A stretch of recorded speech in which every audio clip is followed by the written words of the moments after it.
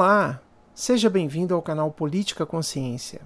O texto de nosso encontro de hoje é intitulado Enabling Constraints, Fontes Institucionais de Coerência nas Políticas Públicas no Pós-Socialismo, de David Stark e Laszlo Brust, um é sociólogo norte-americano, outro sociólogo húngaro.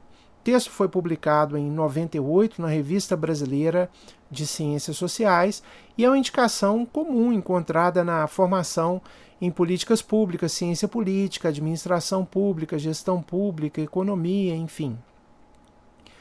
Ele é resultado da publicação de um livro, né, desses autores, David Stark e Laszlo Brust, intitulado Post-Socialist Pathways, Transforming Politics and Property in Eastern Europe.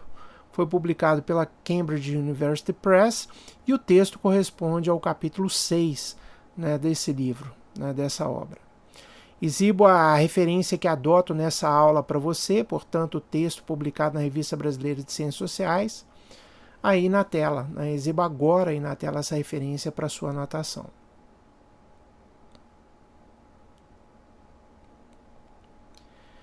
Lembre-se que este vídeo foi produzido para você, portanto curta, comente, compartilhe, inscreva-se no canal, clique no sininho para receber as nossas notificações, assim você nos ajuda a produzir mais conteúdo como este. Estamos também na plataforma Apoia-se. Se você curte a nossa proposta de apresentar textos clássicos da política, do direito, da administração pública, da economia, da sociologia, da metodologia da pesquisa, considere nos apoiar na plataforma Apoia-se, campanha Política Consciência.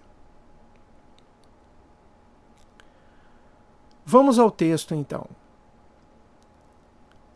Diferentemente de concepções que veem na desconcentração de poder uma limitação à governabilidade e, portanto, propõem arranjos decisórios de tipo mais majoritário ou mais centrípetos, autores como Arendt Liebhardt, Amartya Sen e Peter Evans questionaram a incompatibilidade entre a promoção de políticas desenvolvimentistas e ampliação da participação por parte de atores políticos e sociais. O texto aqui analisado caminha nessa direção, tendo como objetivo mostrar que a ampliação da participação na elaboração e na implementação de políticas desenvolvimentistas pode atuar em sinergia para a produção de ações governamentais mais responsivas e mais efetivas. No plano metodológico, os autores utilizam um método comparativo para analisar as políticas de reformas econômicas em 3 países do leste europeu, a saber, a Tchecoslováquia, a República Tcheca, a Hungria e a Alemanha, com ênfase aí na parte oriental da Alemanha, no período pós-socialista, e eles também pretendem produzir conceitos de médio alcance que seriam capazes de descrever as diferenças salientes entre esses casos. Partindo do questionamento sobre quais seriam as bases da coerência das políticas públicas em sociedades que experimentam transformações simultâneas de regime político e formas de propriedade, os autores desenvolveram a tese de que a coerência e a qualidade das políticas de reforma econômica aumentam quando o poder executivo tem que dialogar e prestar contas de suas decisões às diversas forças políticas existentes dentro do próprio governo, no parlamento, na sociedade organizada. Desdobrando o argumento principal, tendo que negociar suas propostas com outros atores, o executivo aumentaria a compreensão dos problemas, ampliaria a sua capacidade de obter informações críticas, corrigindo erros de cálculo que, na ausência desse processo, só apareceriam posteriormente no momento da implementação das políticas, com menor possibilidade, portanto, de correção. Assim, os processos decisórios inclusivos possibilitariam resultados mais eficientes, coerentes, efetivos, não sujeitos a mudanças abruptas e movimentos erráticos em relação àqueles originários de arenas insuladas e de poder concentrado, porque aumentariam a informação tanto do ponto de vista técnico, considerando possibilidade de emergência de soluções alternativas, quanto do ponto de vista da manifestação das diversidades de preferências e soluções políticas sobre o tema em questão. A interferência da perspectiva teórica do neo-institucionalismo histórico pôde ser sentida quando os autores destacaram as semelhanças e as diferenças nos caminhos pós-socialistas das sociedades da Europa Central Oriental, mapeando os diversos caminhos de saída do socialismo de Estado, mapeando estratégias distintas de privatização, examinando as diferenças nacionais nos padrões de rede de propriedade no campo econômico, considerando o legado de redes fortemente conectadas entre firmas e explorando como diferentes configurações institucionais no campo político promoveram ou impediram a coerência e autoridade das políticas para buscar reformas econômicas sustentáveis. Para o desenvolvimento do argumento, os autores estruturaram o texto de forma a resumirem, na primeira seção, as principais diferenças das políticas públicas nos países analisados. Depois, procuraram explicar na parte principal do texto as diferenças na coerência dessas políticas. E a seção final introduziu o conceito de responsabilidade política estendida e apresentou um quadro analítico que permite compreender as fontes institucionais do surgimento e da manutenção de políticas sustentáveis de transformação econômica. Sobre as diferenças das políticas públicas nos países analisados, os autores relacionaram as mudanças no curso da reestruturação econômica com a forma pela qual os administradores públicos levaram ou não em conta as propriedades das redes de ativos e passivos, descobrindo que os casos da Europa do Leste diferiram não apenas no foco e no conteúdo das políticas públicas, mas também na sua coerência, variando da relativa estabilidade de princípios e práticas até oscilações frenéticas e constantes de um curso de ação para outro. Na República Tcheca, os decisores políticos levaram em conta as propriedades da rede, adotando políticas ativas anti-falência e medidas de criação de empregos, e priorizando a reestruturação ao invés da liberalização de preços. Suas medidas privatizantes foram heterodoxas, pois resultaram também de novas formas de recombinações de propriedades, com densas redes de propriedade interorganizacional. Os autores concluíram que as políticas tchecas foram mais coerentes, evitando ondas periódicas de falência logo de início. O governo operou com critérios claros, de modo a que a reestruturação, na direção ampla e pouco rígida de privatização, ocorressem em moldes que protegessem ativos fixos, preservassem capital humano e mantivessem as propriedades de redes contidas nos vínculos interorganizacionais. A Hungria inicialmente desprezou os ativos interdependentes, privatizando empresas, gerando megagrupos empresariais cujos contornos de propriedade interorganizacional diferiram da República Tcheca. Essas redes tornaram-se mecanismos de dispersão de riscos no contexto das tentativas do governo húngaro de centralizar o gerenciamento dos passivos. Tendo dado um choque de mercado não intencionado em 1992, mudando as legislações bancárias, de contabilidade, de falências, o governo húngaro provocou uma onda de falências e o colapso financeiro tornou-se iminente, exigindo a reversão das ações que passaram a ser tendentes a uma direção estatizante, com a maciça ajuda a bancos e esquemas paternalistas de perdão de débitos, levando o Estado à beira da falência. A trajetória húngara foi marcada por guinadas bruscas nas políticas econômicas e pelo gerenciamento das crises dessas políticas. Na Alemanha, a exposição à competição do mercado transformou ativos em passivos, exigindo que os gestores de políticas fizessem ajustes quando confrontados com as consequências de suas políticas. Como os autores explicam essas diferenças na coerência das políticas econômicas analisadas? como explicam a habilidade diferenciada dos governos em produzir políticas coerentes que pudessem ser ajustadas ao invés de abandonadas? A resposta está na configuração institucional, mas a contrário senso em relação à posição corrente institucionalista dominante, para a qual a chave para o sucesso das reformas econômicas é uma autoridade executiva forte, os autores depararam-se com uma correlação sólida, mas negativa, entre a teoria do executivo não limitado e a coerência das políticas econômicas implantadas pelos países analisados. Ou seja, a análise dos casos do leste europeu sugere que as configurações institucionais que constrangeram a autoridade executiva tiveram maior probabilidade de produzir formulações e implementações coerentes de políticas de reforma econômica.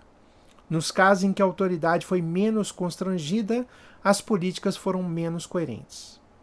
A Hungria foi analisada como um caso de poucas limitações constitucionais e institucionais à concentração da autoridade executiva. Como consequência, as políticas não foram nem coerentes e nem sustentáveis, mudando constantemente de um extremo ao outro. As redes interorganizacionais nunca chegaram a dar origem a fortes associações patronais que articulassem posições substantivas com respeito à política econômica nacional. Os sindicatos, fragmentados e fracos, não conseguiram nem desafiar de forma sustentável os governos e nem se constituir em aliados confiáveis das iniciativas de políticas. Assim, o executivo não controlado por seus parceiros de coalizão, sem ter de responder ao parlamento, e não constrangido por compromissos assumidos de antemão com os representantes tanto da classe empresarial quanto da classe trabalhadora, também não limitado pelo Banco Central, ficou quase completamente livre para fazer políticas sem levar em consideração suas consequências econômicas e sociais. Ficou livre para reverter seu curso sem mudar suas coordenadas, livre para pular de uma crise auto-infligida para outra. A autoridade executiva concentrada expandiu seu espaço para manobra, aumentando consequentemente os custos de seus erros e ampliando as guinadas erráticas nas políticas. No caso da Tchecoslováquia, mais tarde República Tcheca, mostrou um espaço de manobra de autoridade executiva muito mais limitado pela sociedade e por mecanismos de controle internos ao Estado. E um curso moderado de política foi coerente e sustentável. A autoridade executiva foi limitada pela fragmentação política e, em especial, a parlamentar, levando-a a negociar, pois a necessidade de acomodação com o parlamento e com outros ministros suavizaram suas políticas, fazendo-a levar em conta questões sociais mais amplas, trazendo um caráter duplo às reformas, promovendo simultaneamente programas antifalência, políticas para o mercado de trabalho e medidas de bem-estar social. Conjuntamente, essas políticas compuseram uma estratégia de reestruturação econômica bem mais coerente. Essas limitações à autoridade executiva permaneceram ao longo do tempo e foram reforçadas por estruturas federativas que impuseram limites constitucionais e moderaram as políticas mediante o estabelecimento de uma ampla variedade de mecanismos de responsabilidade política entre instituições e através da promoção de fóruns para discussões e deliberações mais amplas. Considerando a relação entre governo e trabalho, houve um padrão consistente de restrição mútua. O resultado foi a produção de uma harmonia social através dos conflitos, na medida em que negociações repetidamente reproduziram a estratégia de crescimento, baseada em 3 pilares: salários baixos, desemprego baixo e sólidos direitos sindicais.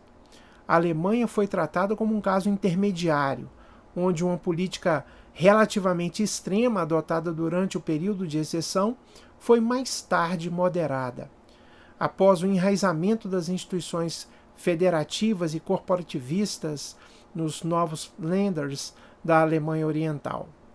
Diferentemente das guinadas da Hungria, a resposta dos administradores públicos alemães às crises econômicas e políticas foi mais incremental e moderada.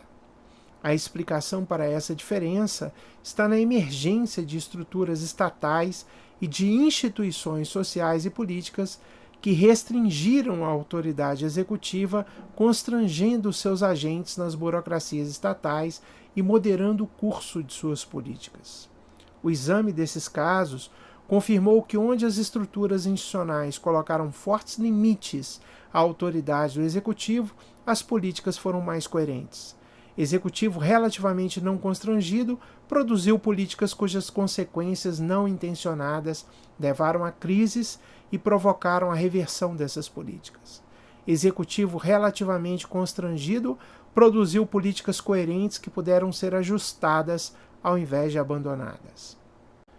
Na análise desenvolvida pelos autores, o conceito de responsabilidade política estendida, entendida como a imbricação dos centros de tomada de decisões em redes de instituições políticas autônomas que limitam a arbitrariedade dos governantes no poder, foi fundamental.